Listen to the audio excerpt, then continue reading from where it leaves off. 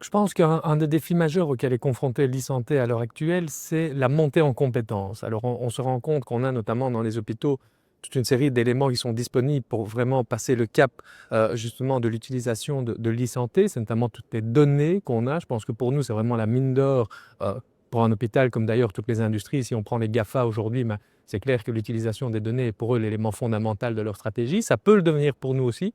La grosse difficulté à laquelle on est confronté, c'est qu'on n'a pas nécessairement les compétences, à la fois en qualité et aussi en nombre, pour pouvoir justement investir là-dedans. Pourquoi? Parce que ce sont des nouveaux profils, ce sont des bioinformaticiens qui ne sont pas peut-être disponibles autant qu'on le voudrait sur le marché.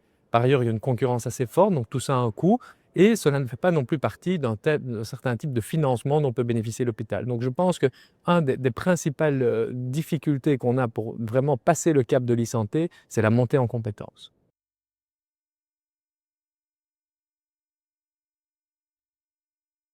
Je pense que c'est vraiment l'avenir des soins de santé. C'est d'ailleurs, c'est le présent, mais plus que jamais l'avenir. On était dans une stratégie totalement hospitalo-centrée où l'hôpital était le centre de la prise en charge du patient. On revient aujourd'hui à ce qui est la réalité, c'est que there's no place like home. C'est-à-dire qu'à un moment donné, dès qu'on peut renvoyer le patient chez lui, donc il peut être pris en charge chez lui, voire dans les institutions où il est le plus à même d'être pris en charge, que ce soit une polyclinique, que ce soit chez son médecin généraliste, et pas nécessairement venir pour tout à l'hôpital, mais c'est évidemment ce qui fera demain que notre modèle de soins de santé sera conforme aux défis du XXIe siècle, que ce soit en termes budgétaires, mais aussi en termes d'attente des patients.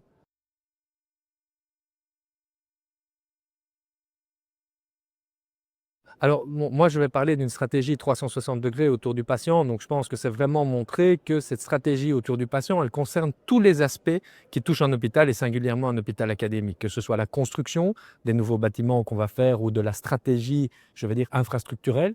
Comment mettons le patient au centre de cette stratégie? Ça concerne la qualité. Comment fait-on sur base notamment d'enquêtes de satisfaction, sur base de déclarations d'événements indésirables, remettons le patient au centre? C'est évidemment le dossier patient informatisé, tout le volet numérique. Et donc, c'est de dire que cette patient centricity, comme on parle, elle est vraiment présente dans tous les aspects de la gestion de l'hôpital.